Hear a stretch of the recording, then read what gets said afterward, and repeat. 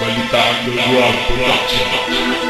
Ako ang unang aatake, lasapin ang aking tira. Baon lahat kayo dahil ako na ang nanguna. Sa digmaan na ito, wawasakin ko kayo. Mikropono na hawak ko ay pupukpok sa ulo nyo. Ito ang tirang pambara na di nyo kayang salagin. Bababuyin ko kayo at grupo nyo durog sa akin. Tingin nyo man ang pwersa nyo, hindi pa rin sapat. Pwede bang linisan nyo mga basura nyong kinala? Kahit na anong gawin, kami pa rin mamamayagpag. Itikong ang bibig ko, ayaw nyong mabalibag. At kahit na anong paderang nakaharang sa inyo, kaya kong durugin yan, gamit lang talento ko. Mga komento nyo sa amin ay puro kahambugan. May narating na ba kayo para sabihan kami nyan? Ang naangas yung tingnan pero utak nyo isip bata. Ang ina makinig kayo, kami ang tunay na dalubasa. Marami na ang mayayabang mga piling magaling. Natutulan ng bahagya, taas na raw ng narating. Ang mga kulang sa pansin, dapat turuan ng leksyon. Bigyan natin ng tala upang pahayan ng tensyon. Marami na ang mayayabang mga piling magaling. Natutulan ng bahagya, taas na raw ng narating. Ang mga kulang sa pansin, dapat turuan ng leksyon. Bigyan natin ng tala upang pahayan ng tensyon.